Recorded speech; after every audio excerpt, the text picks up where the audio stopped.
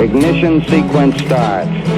6, 5, 4, 3, 2, 1, 0.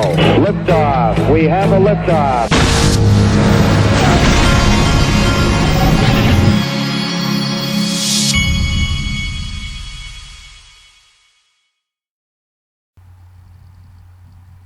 Hey everybody, this is the Digital Asset Investor, and it must have been a long week because I went for a walk this morning, and I bet I probably walked for about an hour and a half, and I got home. Ever since I got home from the walk, I have just been dead tired, and I had some lunch, and then I literally passed out in my chair, and I don't do that too often, but I just flat fell asleep in my chair.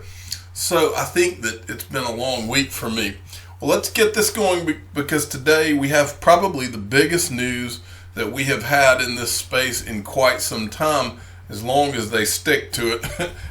I got this from, I had many people send me this news, and for those of you that listen often, you know this, but I appreciate everybody sending me like hot off the press news. But what I do when it's a piece of news that everybody knows is huge, I just take the first guy that sends it to me, and he's the guy that gets the credit. So XRP Bart at XRP Bart was the first guy that sent me this, so he gets the credit. Bakkt, we have some news. Bakkt it says cleared to launch. Bakkt's Bitcoin futures and warehouse to debut in September. And Bakkt put out this article, and this was not too long ago. In fact, I'll refresh this. It says 4 minutes ago when I first saw it. Let's see if it says how long ago. It doesn't have an update. But anyway, this came out about, I think it was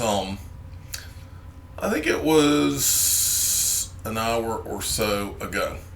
Okay. Bakkt's Bitcoin futures and warehouse to debut in September. 1 year ago, we announced our ambitious vision to bring institutional infrastructure to digital assets with an end-to-end regulated marketplace. That vision will be realized on September 23rd when Bakkt launches custody and physically delivered daily and monthly Bitcoin futures contracts in partnership with ICE Futures US and ICE Clear US. Now, I can't say this enough, folks. The announcement of Bakkt is one thing, but when Bakkt finally is on the ground in the United States, I've said this for however long I've known about Bakkt, this is what represents retail and all of the average Joe investors coming to the party. We've been waiting for this for a long time. Do not underestimate. I'm not saying that the day that they open up for business that this is going to go crazy. I think it's more likely that the lead up to this launch makes the market go crazy. The market, Bitcoin had a little bit of a spike just when the announcement came up. I think it was up 3% or so. But don't be surprised if you don't see that some rocket engines begin to crank up, because it's not just this. But let me finish my thought here.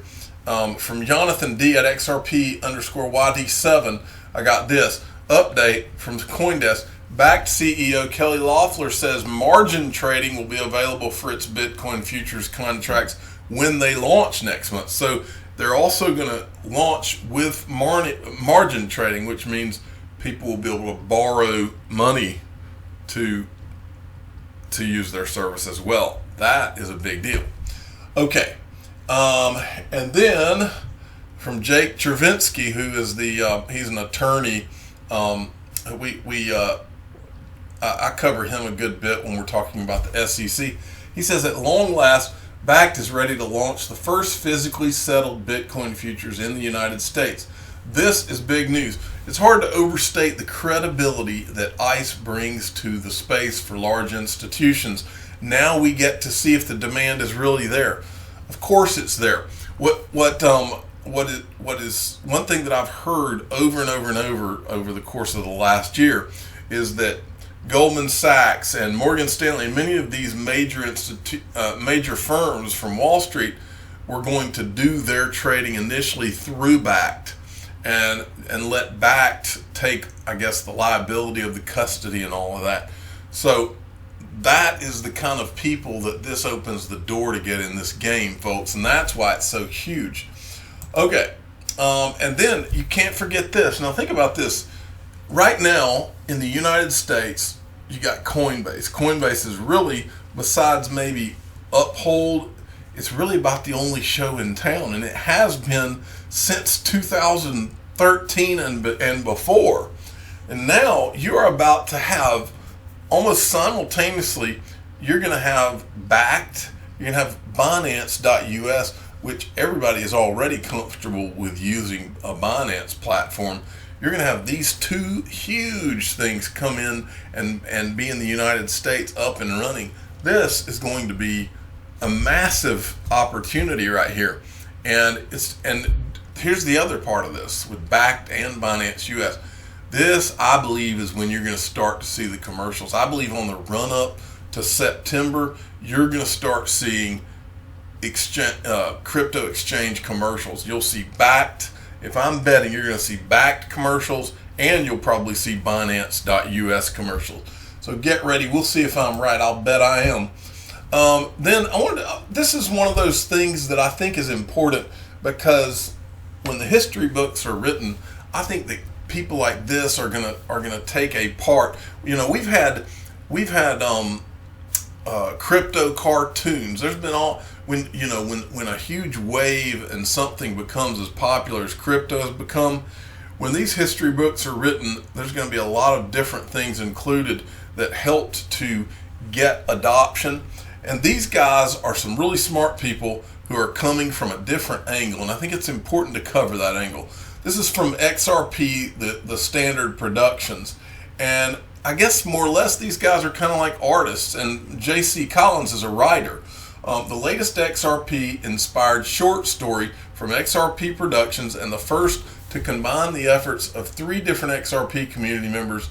They call it The Great Work, and this is it's a XRP short story, and it's illustrated by this guy, because John, I don't even know how to say that name, but I'm going to give him a follow because I haven't followed him yet. And it's produced and edited by XRP Productions.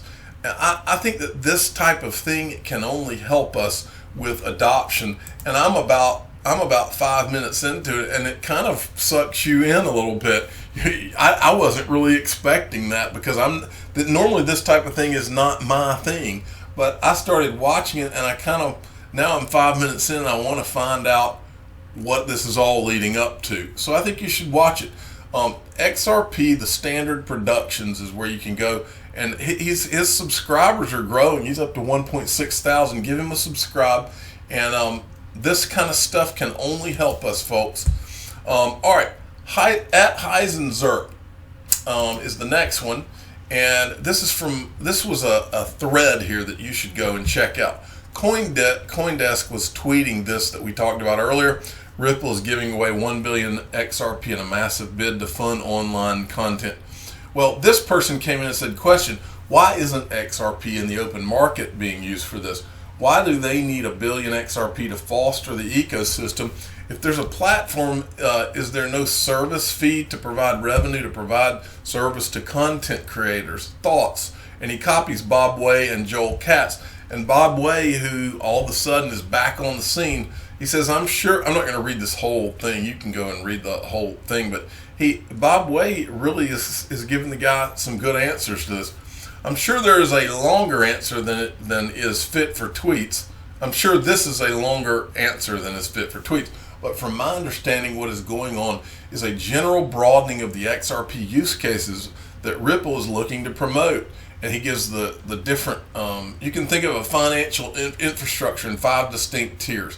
And he gives the tiers, and then he goes through all of this guy is really, really helpful in this community. We're able to get some insight that we've never been able to get. So you can go through this, and he kind of gives you his thoughts on all this, and he doesn't mind doing long threads and really trying to explain things as best that he thinks he can answer them. Okay, I think I talked about this from an article, but I don't remember seeing the actual report. It says Goldman Sachs recommending Bitcoin to their clients. What do they know? Well, what they know is that Bakkt is coming in, folks. And so, yes, of course, they know they're about to look like heroes by issuing a report like this, and that's why they're doing it. These people, I'm telling you, see, the dirty little secret about the Wall Street is, they don't call what goes on Wall Street insider trading. But do you think if you and I had the information that Goldman Sachs, Morgan Stanley, and all these firms had, do you think we'd have a higher success rate in making financial calls? I mean, think about what these people know behind the scenes. Now, and I've given this example before. Back during the financial crisis, this is not about Goldman Sachs, but if Warren Buffett is able to have this kind of information, they are too. But back during the financial crisis, and this is not something that's advertised now, but during that financial crisis, when Goldman Sachs they were about to receive a bailout, they needed a bailout, is the way that I saw it. I saw this it was a documentary, I believe. But Warren Buffett gets a phone call from the Treasury Secretary, as I recall. Basically says, and he's basically told, we need you to help us bail out Goldman Sachs. And if you do, the government is going to guarantee your investment. And then he got like preferred stock or something. Well, in any other world, you and I, that would be some form of insider trading. We would all go to jail, but not these guys. See, these guys it's legal for these guys to make those. If anything's insider, I mean, Martha Stewart went to jail for much, much less than that. If anything should be considered insider trading, it's being on the phone with the Treasury Secretary of the United States and being told, oh, don't worry, you're going to invest in this, and then the government's going to give you a full backing for your investment. Now, that should be illegal. I'm sure it is already, but if you have a big enough emergency, you can do anything. But imagine how many of those type things go on behind the scenes every single day on Wall Street. I can't even begin to imagine, and you can't either. Let me get that going. If there were ever, this is from MadDog28 at capacity_28. If there were ever an article that would light a fire under the butts of the SEC, this would be the one. And what he's sending here, this is from MarketWatch.com. Crypto heists help North Korea collect up to $2 billion to fund WMD programs. Let me get some water here. UN says, a panel monitoring UN sanctions says North Korea cyber experts have illegally raised money for the country's weapons of mass destruction programs, with total proceeds to date estimated at up to $2 billion. Let me see what it says. It said they've launched increasingly sophisticated attacks to steal funds from financial institutions and cryptocurrency exchanges to generate income in violation of sanctions. Well, go figure. It's a dictator. Of course, that's what they're going to do. NBK Crypto at NBKLYRAD sent me this one. Forbes crypto expert from Han Solo at one Han Solo. Forbes crypto expert, oversold XRP is good to buy now. Further drop is unlikely. And this is a guy who's a Forbes columnist, Naeem Aslam. I personally think that Ripple's XRP is way oversold. You think? And it could be a good buy at the current price. I think it could be the buy of the greatest asset purchase of the last century at the current prices. And that's why I bought more of it. Was it this morning? Yeah, it was this morning. I bought the dip big time. And then finally, from Jaquito McPhee, this was a tweet from Ripple. What better way to start your hashtag Ripple life than with the new hire Welcome Wagon? Come join us. We're hiring. And this is they showed a wagon, and you can kind of see the wagon is going through the Ripple offices as people grab drinks. I'm sure this is like some fun thing they do on a Friday, but looks like somebody at Ripple has, let me see, I thought that was like, was it green hair that I saw? And anyway, I guess Ripple's a pretty progressive company, so it wouldn't surprise me. But anyway, that looks like some little welcome wagon. I was trying to go through there. Let me go through one more time and see if we recognize anyone in these pictures. Is that looks like it could be the back of Brad Garlinghouse right there. Let's see. I hadn't seen anybody's face yet that I recognize. Let's see. There's the green hair. I think it's green. I can't tell if that's aqua or green. Let's see. I haven't seen anybody I recognize yet. Let's keep going. I don't see anybody I know. Let me correct that. I don't know anybody at Ripple. I don't see anybody that I recognize. Don't want anybody to get the wrong idea here. I'm the digital asset investor. I'm not an investment advisor. This is for entertainment purposes only. Please subscribe and hit the like button and tell your friends and family that the digital asset investor is tired. It's been a long week. Maybe it's margarita time. Thank you for listening.